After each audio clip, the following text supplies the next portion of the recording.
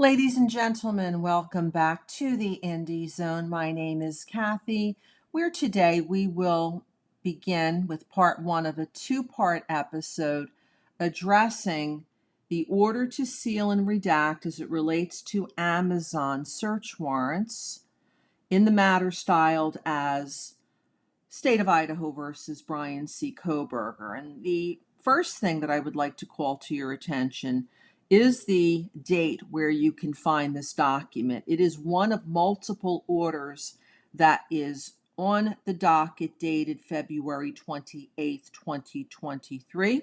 It is the order to seal and redact.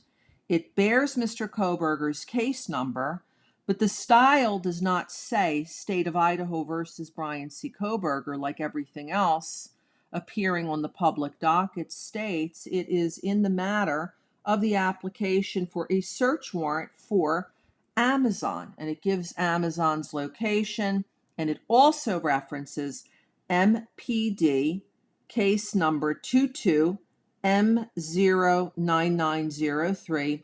It appears that MPD means Moscow Police Department, and this is a case number with the Moscow Police Department. It was signed by Judge Marshall on February 27th, 2023. And there are several points that are rather interesting in the first and second paragraph of this order that I would like to bring to your attention. Paragraph 1 states, the matter came before the court on February 10th, 2023, on the court's motion to seal or redact pursuant to and the legal authority is provided. The hearing was held via Zoom. William W. Thompson Jr. and Ashley Jennings appeared on behalf of the state, with Ann Taylor appearing on behalf of Mr. Kohberger. So what's interesting to me is that it's telling us that there was a Zoom hearing of some kind on February 10th, 2023, but as of today, June 8th, 2024, when I'm recording it, there is no notice of hearing that any matter was called up on February 10th, 2023, much less on a matter involving a search warrant to Amazon Corporation.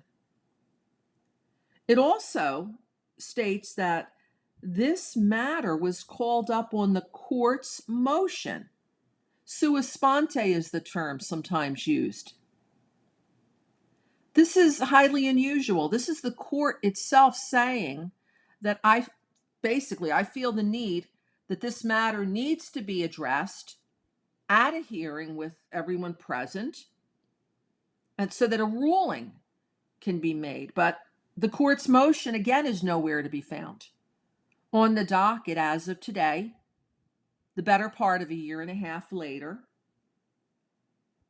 And also, it goes into stating in the second paragraph that the court reviewed the records, considered the arguments presented, weighed the interest in privacy and public disclosure, and announced its findings of fact on the record. This would have been on the record at that hearing, but there is no record that's public as of today, the better part of a year and a half later, that tells us what records were reviewed, what arguments were made, and what announcements of the findings of fact were made on the record that then gives grounds for the court to enter its ruling. Usually these will appear in court minutes, in some type of a memorandum, as we've seen in a prior hearing that we talked about in a prior case having to do with the non-dissemination order.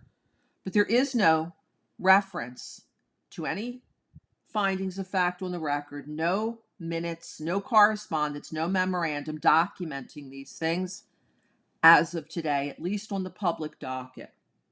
The court went ahead and ordered that the record shall be disclosed except for the following: the affidavit in support of the search warrant and the amended affidavit in support of the search warrant be sealed, and that the search warrant, amended search warrant, and receipt and inventory be redacted. This will conclude our first part of a two-part episode addressing this order. I hope you'll join us again next time.